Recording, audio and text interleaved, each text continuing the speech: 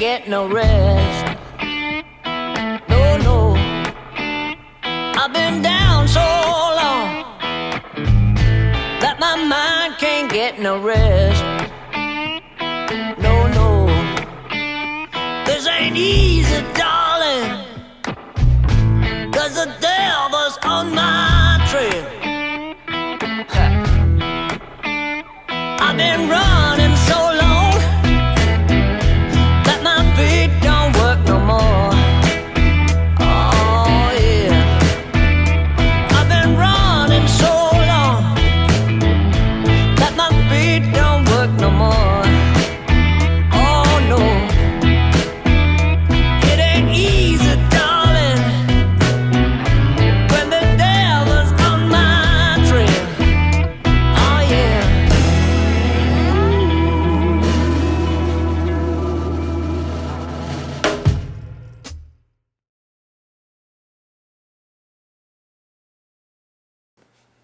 Welcome back to season 2. Just like saying it. I picked up on that. Season 2 of 6 Feet. Apart. I thought you were going to say 6. Yeah, I guess it's not as much fun as 2. Oh, I see. We were doing the Sesame Street thing. I see. Yeah, anyway, so we failed. We're off to a good start. This is our second filmed episode of the season. I'm not sure where it'll fall into place, but we're happy to have our guest with us today, the president of Muhlenberg Community Theater Incorporated, Ms. Teresa Gott. Welcome, Teresa. Thank you. Glad to be here. It's been an interesting year in the theater world, as we well know. It's been a very slow year in the theater world because of having to postpone so many things. So MCTI, of course, is sort of a mainstay here in Muhlenberg County. Been around 40, This is our 41st season. sheesh. I mean, we're barely that old. We are barely that old. I'm older, but anyway. I didn't even introduce you as my oldest friend, but since you brought it up. I know. I kind of missed that. Yeah. This is my oldest friend, Teresa. I've heard. Not longest. Which is oldest? Oldest, yeah. We've been friends the longest. But sounds better to say she's my oldest friend, so we're not For better. you, it sounds better. Yeah, I don't know if it not sounds better. necessarily It sounds for funnier. me. Anyway, so a normal year at MCTI for the last 40 years has been what? It consists of 5 shows. We start the season with a children's production, and then we continue with a fall show, which it can either be a Halloween-based show or sometimes we'll do a Christmas-based show. We've done Christmas shows for the past several years. This past season, we were going to do a Halloween show, which the theater had done in years past quite often. But with COVID and everything, we've had to postpone that till next season. But then we have a winter show, which is a drama that usually auditions in January. And then we follow that with another spring kids show, and then the summer musical. So 5 shows per season 5 shows per season. times 40. Let's just say we've done a lot of shows there over the The years. First couple of seasons weren't 5 shows, but it wasn't long that they put that into the bylaws, and we stick right to it as best we can. And the usual home of MCTI Is the Palace Theater, downtown Greenville. historic. The historic, it is. We are on the historic registry. We are at 119 North Main Street. And we also have the room next door now, which we refer to as our cabaret room, where Who we was do it some that came up with open that mic name? night. I'm curious. Who was that? Let's see. Maybe I can think back. Was that Jeff? I thought it was this guy. It could have been. Probably not, I thought it but was You you know my memory. It's I was told it was you. oh, that could I'll have take credit been. for it. Was that while you were president at the palace? I don't know. I've slept since then, Yes. a little bit. I'm sorry. I thought it was. I mean, I'm happy to take credit for it, but I don't recall. You know, Usually I remember all the great things I come up with. The list is so short, so. or at least you just jump right in and take credit anyway. As your oldest friend, I know these things. Right. I'm quite sure how to take that, but I'll take it in the spirit it was intended. Maybe I shouldn't. So, Getting back to that room. anyway, The room. In addition to the 5 shows that we do there, that room, certain part of the season serves as open mic night, right? Yes, it does. And we have Also done cabaret shows in there. Actually, Sean. good name for a room. Yeah, how about that? Sean, has it been twice that you've done Centerland Diaries for us in that on that particular stage? It does have a small stage in that room, and we That do draws a use small it. audience, so it works out well. Yeah, that did work out well. We now use that as our box office, and that's where the people come through to go into the main auditorium. And we also do the intermissions over there, except for with COVID, you don't get to do intermissions, but that's okay. Or shows for that. Or shows for that matter. And we also rent that room for different occasions, so. Yeah. Palace has had a lot of things take place there over the years, prior to MCTI. It has. It was a vaudeville stage in the beginning. Actually, I have learned recently that before it was a vaudeville stage, it was actually a mercantile. That would have been in the late 1800s, early 1900s. And so then through the years, it was adapted to be different things, one of which was a wrestling arena. I believe. Not wrestling. Wrestling. Wrestling, that's it, that's me. That's my country accent. Actually, Malcolm West was reminiscing during the last production that we actually got to do. It was a radio play, and Malcolm was one of the voices. And he was reminiscing about being the announcer for those matches back when he was very young. So he was a young lad. He was a young lad. He said that he was. But So then after that, I believe that would have been when the theater, Muhlenberg Community Theater Incorporated, purchased the building and began renovations on it. Yeah. Well, no, you skipped the part before, I did I guess. skip a part? After the mercantile and the vaudeville stage, it was a theater. It like was. a movie It was a theater. movie theater. Oh, thank you, You TJ. missed that part. It was. I did miss that So part. that's in between the the vaudeville Between stage vaudeville and the wrestling. And the wrestling. That's okay. right. That's right. One cool thing that the city of Greenville has done is put the bricks on the sidewalk so that people that don't have good memories can walk along the sidewalk and see what everything has been in the past. The bricks, the restoration of the historic sign as it was back in the 1950s, I guess. We went through a period where we just had a flat, I don't know how to describe it, a marquee that was on the front of the building. And through all of the grants and the work, oh my gosh, that was 10, 12? What year was that we did paint the town? And everything was revitalized, and then we went back to the old pictures and had the awning recreated, and now our neon burns bright again. It is a neat place. If you've never been there, I encourage you to check out a show, and somebody there will probably give you a tour for less than a nickel. I believe I've already referred to Jeff, but Jeff Dickinson, that was his favorite thing to do. And actually, I think his spirit kind of lives on there, so I think he can still give Give a tour. a nickel tour, yeah. Yeah, you can hear the velvet tones from here. Yeah.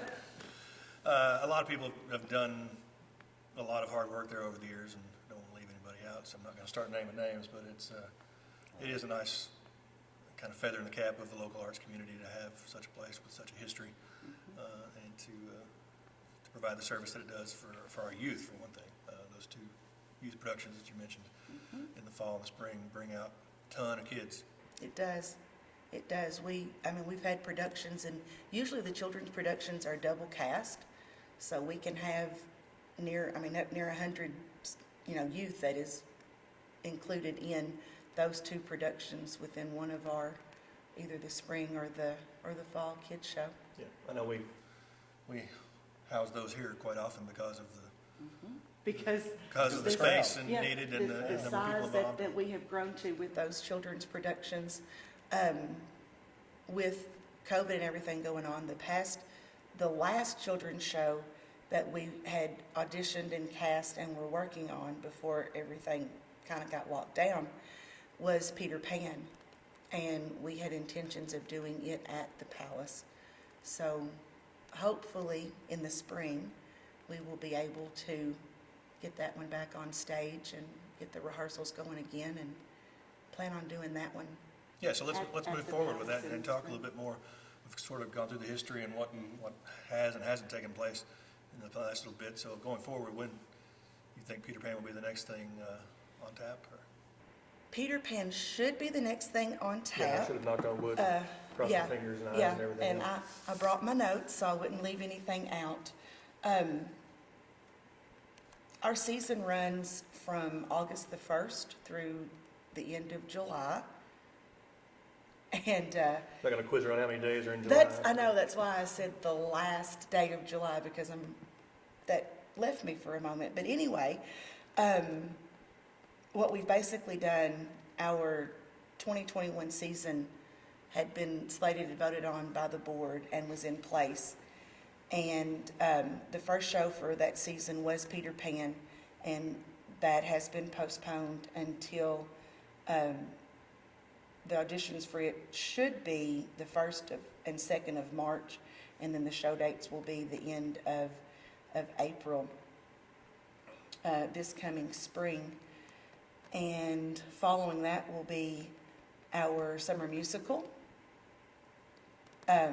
which should have been last summer's musical. Anyway, is Little Shop of Horrors. And then we will follow that with Dracula, which will be directed by none other than TJ Teague. Hopefully. And I think the actual title is Dracula, A Real Pain in the Neck. That's it, yeah. I was excited for that one, and then we didn't get to do it.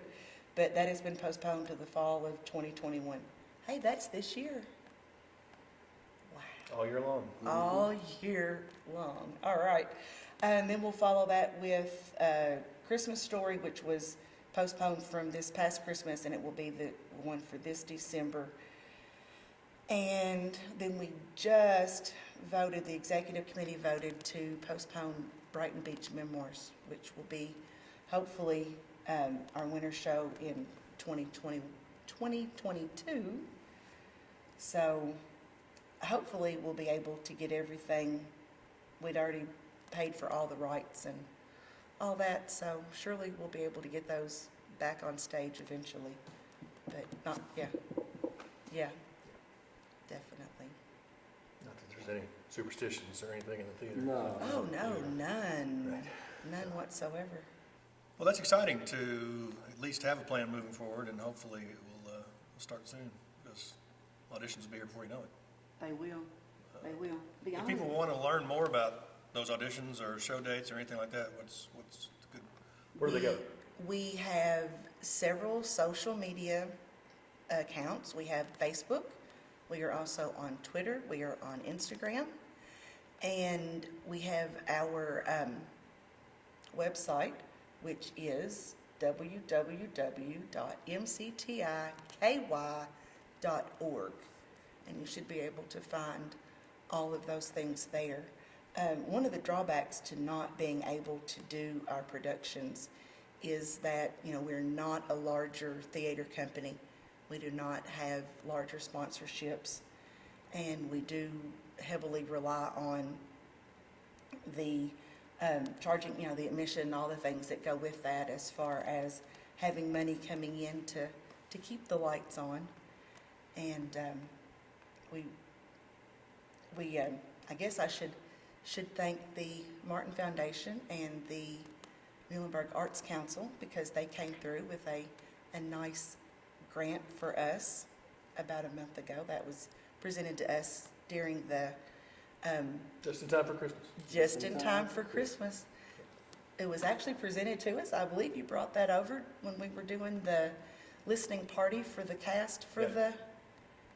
the Christmas play that was on 107.3. plug. I'm gonna plug the radio station, because they are so awesome about doing things for the nonprofit community here in Muhlenberg County. That was a great fit to be able to do that show and actually have it to be a radio drama, which I thought was a natural It was, thing it to was do. awesome. I mean, in the beginning, we had talked about that being a plus, a bonus, and it ended up being the only way that we were able to get the show out to the public. Yeah.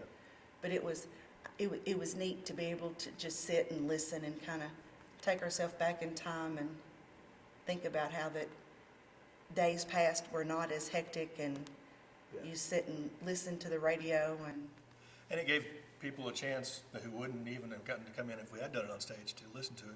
You know, I had friends and family in Iowa and Pennsylvania and all over the place who were able to tune in online and listen to it. So hopefully that's a partnership that will continue on and do more of those events. Yeah, I believe they were. TJ's looking really forward to editing They, more of those. I believe the radio station was so happy with it that they've suggested that we do something again next year. So, and that wasn't the first radio play that we've done. We have done, I think, the past 3 seasons, maybe 4. That was our Christmas time show. It's a good way to get new people into the theater, because being a radio play, you can have your script, because in years past, when they would have done radio plays, they would have had their scripts, and it's just a good way to get new people in if they're afraid of memorizing lines, and Yeah. it's a good way to bring in some new people. It was fun. 4 seasons. radio 4 play. seasons, I was trying to think. And it's really This was the cool. 4th. And it's really Really cool that we do the sound effects live on stage also. Not that I'm, Shameless. Wow. Shameless. I mean, didn't even bat an eye. She just No. right into that. not that I'm plugging plugging my own self, patting my own self on the back or anything, but I refuse to be on stage and memorize lines. I normally am behind the scenes painting the sets and building things and doing things like that to keep, to get the shows on stage. But it's kind of fun to be able to make weird noises and not get in trouble for it. Here, I'm just gonna, No, not even gonna swing better on that one. So, I wish I had brought a couple of things over. I didn't even. I mean, there's got to be a squeaky door, or I think the car. the car would have been My, that would have been the greatest one to bring. my, Car my, that sounded nothing like a car. my favorite is the horse-drawn carriage, and it is a plastic bottle, probably marshmallow cream came out of it. I think that's what you would get out of a plastic bottle like that, and you put corks in it and bottle tops, and it sounds just like a horse-drawn carriage. We won't say how many bottles of wine those corks came from, or Did you come up with all the things on your own, or did you research how to do different sounds? I had or to what? research. I mean, since this is the 4th, 5th one that we've done, I had, I accumulated different things.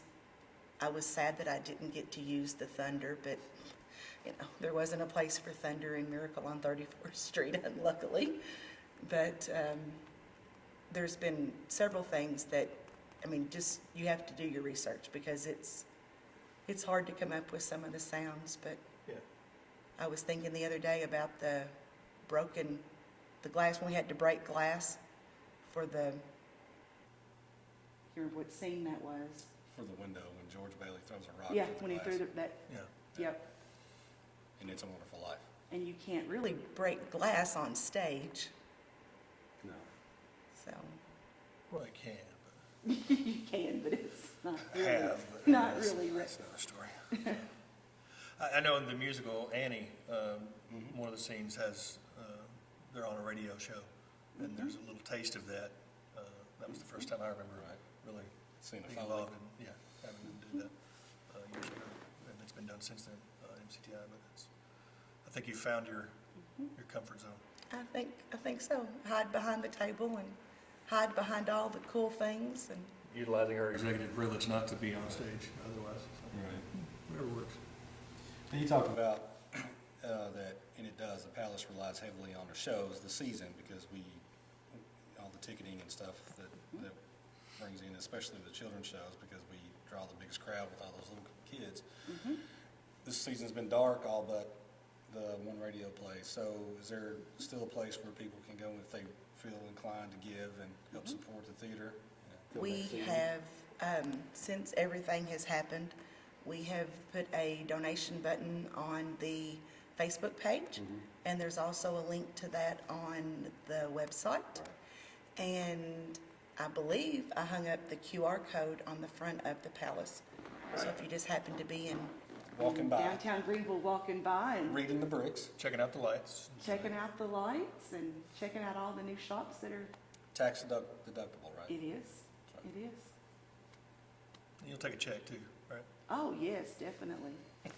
And the mailing address for MCTI is P.O. Box 76, Greenville, Kentucky, 42345. I think, yes, that's right. That's what I remembered anyway, so. Gee, thanks. Threw one in on me I wasn't expecting. Just keep me on your It's like, toes. what? What's the mailing address? Who? Huh?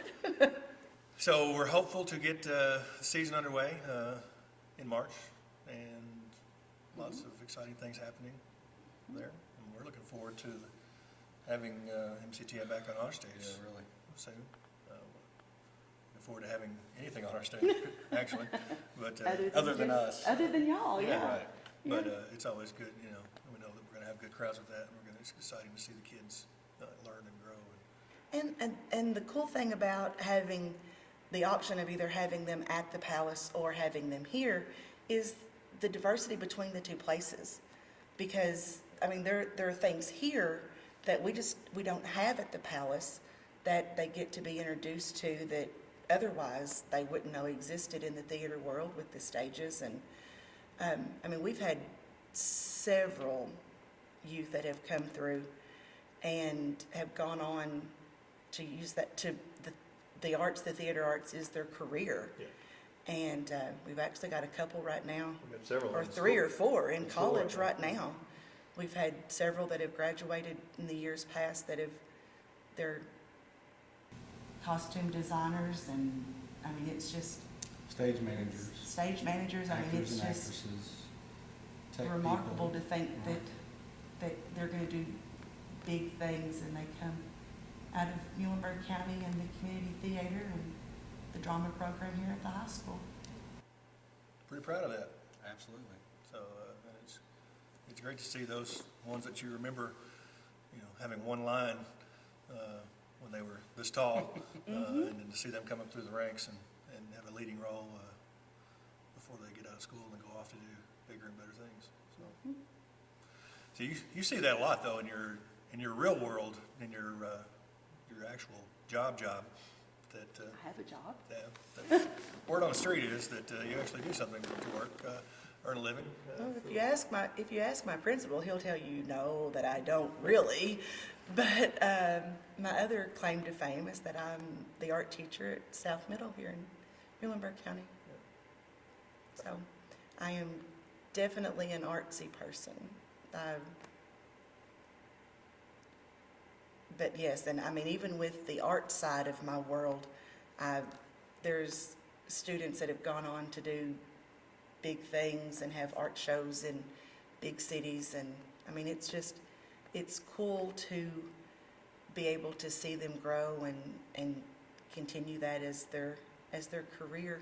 Yeah. And, you know, I have several every year say, I want to be an art teacher just like you. I'm like, well, it was because of my art teacher in high school that I'm an art teacher. So if we show them our love for the arts, it's going to keep the arts alive. I haven't had any of them say they wanted to be just like me. I don't know what that. I had one, remember? Career day? Yeah, sure. Rub it in. He's got one. One. Panda's youngest. That doesn't count. He's a theater kid to start Doesn't matter. He had a with. name tag that said that he wanted to be just like me. Oh, I remember that, his career day costume. Was I do remember was awesome. that now. you know, chucks and flannel, and he was ready to go. That's right. It's not hard to make up a TJ costume. Oh, that's pretty good. Well, on that note, Right. Thanks a lot. You're welcome. end on a high note. Thank you, Teresa, for all you do for our students in school and through MCTI. And we're excited to get them back here and to get them back on the Palace stage and to see what happens next. So, again, mctiky.org or the MCTI Facebook page, P.O. Box 76 in Greenville. Send those cards and letters now, as long as they're going to check it. That's what I was saying, not just, put a little something in that card or letter, that would be awesome. But it is nice to see the arts continuing to reach people during this time. I know I can't say enough about our first responders and our healthcare workers and all of our essential workers who've done so much to keep some semblance of our normal lives going. But at the same time, I also want to give a shout out to all the artists and the musicians and the actors and people in our world, because those people need some relief and some refuge from the daily grind and from the horrors of a pandemic world. Well, and that's been the hardest part for us, is just knowing that we've got kids sitting at home, that their release, is the theater, and we're not able to provide that to them at the moment. Well, hopefully they're back on our stages very soon. Yep. So, thank you for joining us today, and again, thanks to Greenville Tourism and to all of our sponsors for their support here at Felix E. Martin Junior Hall. For Teresa Gott, MCTI President, TJ, Sean, thanks for joining us, 6 feet apart.